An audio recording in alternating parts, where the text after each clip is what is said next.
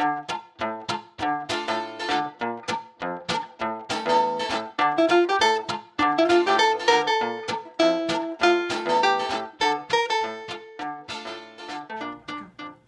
we're going to make black beans and rice, which I think is a great dish in that it tastes great, very inexpensive, and creates complete protein, meaning that it has the same proteins that an egg or meat would have for very little money. So let's get started. First, in terms of the rice, we're going to use brown rice, and it's short brown rice. And along with that, we use water. I don't have water shown here. And a little bit of salt and a little bit of oil with the rice. And then in terms of the beans, we're going to use primarily black beans as the primary source of energy and nutrition in the food. But we're also going to add some vegetables, and we're going to use canned tomatoes, and then we're going to use fresh green peppers, bell peppers, fresh onions, and a little bit of fresh garlic, and of course salt and pepper. And then finally, for flavor, we're going to use chili powder. Now that's really all you need, and this will taste great. I like to add a few other things because I like a little bit more spice to my dish. So with that, I want to add a little bit of jalapeno. This is optional. And I want to add some cayenne pepper for a little bit more heat. And also I want to add some cumin, which is also part of chili powder. And then finally, if you're going to do Cuban black beans, which this recipe is based on, most Cuban black beans use cider, or vinegar cider, I'm sorry, for flavor so that you don't have to add as much salt to the dish. So we're going to add vinegar to substitute for some of the salt in our dish to create a different kind of flavor. That's all you need. Alright, first we're going to make brown rice, and this is short grain brown rice. And many times people think that making rice is hard, but I find it really easy. And it's a simple formula. It's basically 1 part rice to 2 parts water. And if you're doing brown rice, you have to simmer it for about an hour, and we'll show you that next. First step, and this is not necessary, but it helps with flavor, is that you want to actually apply a little heat to the rice so that it develops a deeper flavor. So I have a skillet on the oven, and it's warming up. And in just a minute, we're going to put the rice in there and just heat it for about 2 to 3 minutes until you start to smell the flavor of rice, or the smell of rice. And at that point, then we'll boil it. So we're going to first heat it in a pan to develop flavors, and then we're going to boil it. The pan is warm. You can see a little bit of the smoke rising there, but not really hot, just a little bit warm. And we're going to pour our rice in. And then we're just going to give it 2 or 3 minutes to toast. And as we let it toast, you can just shake it, or you can use a spoon and stir it, whatever you prefer. All right, so our rice is slightly toasted. And at this point, we want to boil the rice. And what we want to do is we want to add, remember, 2 times the amount of water to the amount of rice. So in this case, we had 2 cups of rice. So we want 4 cups of water. So we're going to put that in the pot. And then to add a little depth of flavor and also to make it more filling, we're going to add olive oil, about 1 tablespoon. And then for flavor, we add just a little bit of salt. This is about a teaspoon of salt to the water. Add our rice. That's hot.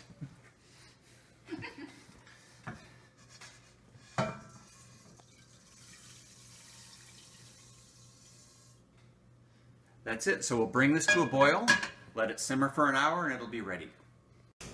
Alright, first I want to show you how to cut some of the vegetables, and we're going to start with the onion. So first we have to get rid of the peel, and then there's a core of the onion. We'll get rid of the core, and then we'll chop it up. So let's get started. So first, to get rid of the peel, I find it's easiest if you cut the ends off. So I'll cut that end, and then I'll cut this end. And just one little safety thing I'll point out is if you notice that the way I hold my hand, it helps if you hold your fingers in just a little bit so that as you're using the knife, you have a lot less of a chance of cutting your fingers. So we've cut off both ends, and then I'm going to set it on its end and then cut it in half, and then simply take off the peel. So we'll peel off both halves here. And I'll apologize in advance if I start crying, because I tend to cry when I cut onions. Alright, so we have the peel off, we have the onion cut, and I'm going to go ahead and get rid of this out of our way. And then we want to cut the onion, and the easiest way to cut the onion is to find the base of the onion, the core, and you can see where the onion grows from the core. And in this case, we have 2 cores. They're both down here. And we're going to use that as the bottom of the onion. So we're going to set them this way so we know our cores are here. And then I can just cut the onion in half. And so I'm going to hold my hand here so that if I slip, I don't cut myself. And then just slide the knife in. And that cuts the onion lengthwise. And now I'm going to cut it this way. And so we just slide the knife through this way. And then so we have the onions now cut this way and also cut vertically. And then once you have it cut like that, it's easy to dice into squares so that it will look nice in our dish. So what we want to do is take the knife again and then use your fingers curled under and then cut off about the same size for each piece. Now there you have a dice. And then you have this little bit left here, and there's a part of the onion you don't want to use the core, so I'm going to just get rid of the part of this outer peel, cut that off and make it more stable, and then cut this part, and then the very last part we're just going to throw away because that doesn't taste very good. So we'll do the same thing on this one, cut it in half, slice it down this way, and then chop it like this. This way, and we're done. All right, we want to make now cut the bell pepper. We want it to look a little bit like the onion in terms of small squares. And the easiest way I found to do this is to take your knife and just cut along the edge of the pepper. And as you get towards the bottom, you just turn your knife and just keep cutting, and you're going to end up with a sheet of the outside of the bell pepper, because on the inside are the ribs, which don't taste very good, and then all the seeds. So that's a really simple way to remove the interior of the bell pepper, and now we have the outside piece that we want to eat. And so this we're going to cut first into strips, and then we're going to make it into squares. So let's cut it into strips.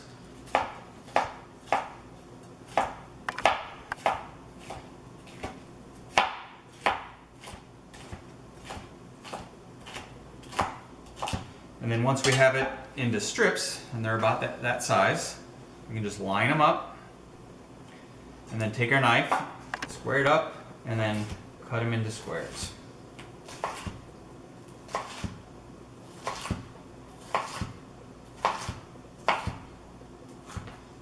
There we go.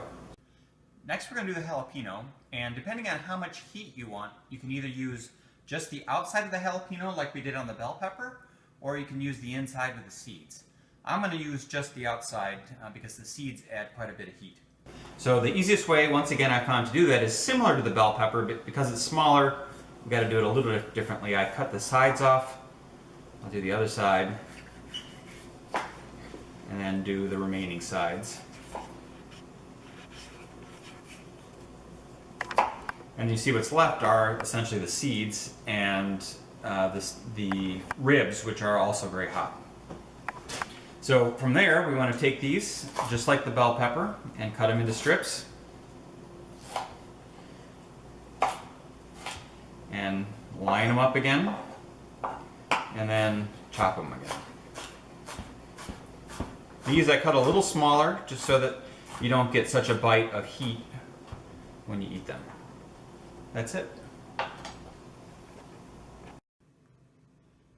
Alright, so now we're going to do the garlic, and I think garlic's one of the most important parts of the dish. And this is a bulb of garlic, and there are individual cloves inside there that we need to get out. We're probably going to use, I love garlic, we'll probably use at least 4 or 5 of these.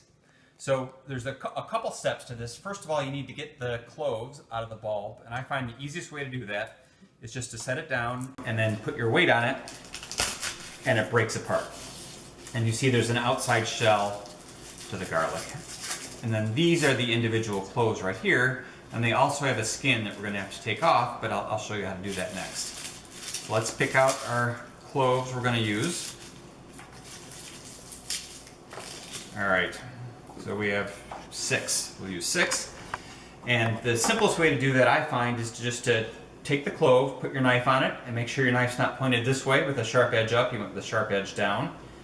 Set it on the clove and just hit it with your palm, and it breaks apart, and I'll show you what's next.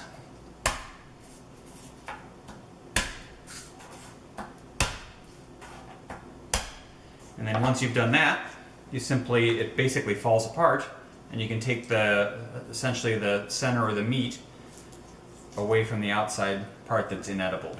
Okay, there's just one more step. We want to cut this into smaller pieces, and also there's a hard end here that we don't want to include in our dish. So you want to leave the hard end towards your hand, take your knife, whoops, here's the mess, take your knife and simply chop the garlic. And that's it. And then this harder section we're going to discard. Alright, our canned beans, we actually want to drain them to get rid of the excess liquid. And in addition, we want to rinse them for two reasons. One, it gets rid of some of the starch or the pastiness of the bean.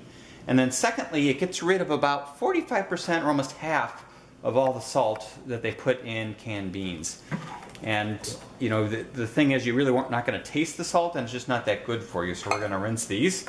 So you just put them in something that you can strain them in, and then rinse them with water.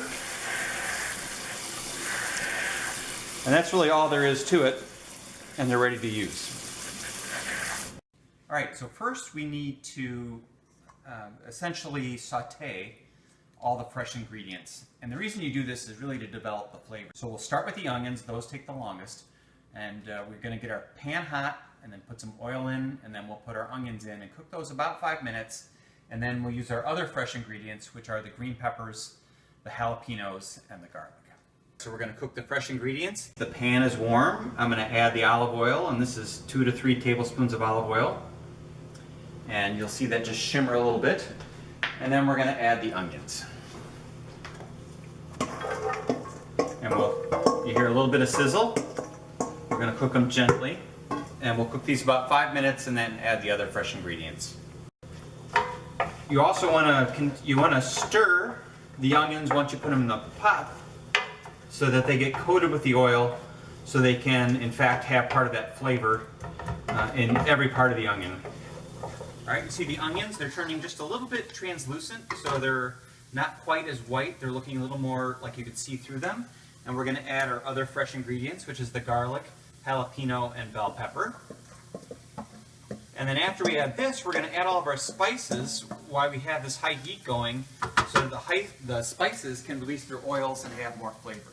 And then we'll be ready to add our last primary ingredients, which are the tomatoes and the beans.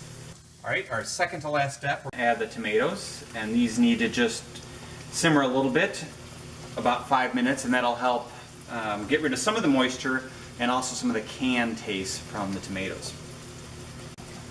Alright, we're almost done. We're at the last stage, so I'm going to add the beans and the final spices that we didn't need to bloom or heat. So we're going to add our beans. Oops, our rice is ready. We'll get that in a second. And then after I add the beans, I'm going to add our final spices, which let me get right now. We have a little bit of sugar to balance some vinegar that we're going to put in, and our salt. As I mentioned, we're going to add vinegar, and I think this allows you to add a lot less salt and also creates a much richer flavor. And then finally, pepper, and I like to use fresh pepper, but any pepper works. So that's it. We're going to let this simmer about 5 minutes. And we're just about done. The rice is done. This is looking really nice. And we'll combine them and show you what it looks like on a plate in just a minute. Alright, we're done. Our rice is done, our beans are done, and all we need to do is plate it and serve it. So what we're going to do with the rice is cooked. I took it off the stove. And you want to take a fork and you want to fluff the rice, and it's really just simply taking the fork and stirring the rice around, because it kind of gets compacted as it cooks there, and you see it becomes much more light and fluffy as we stir it around, and that rice looks great. And so we want to take a plate and put a bed of rice down.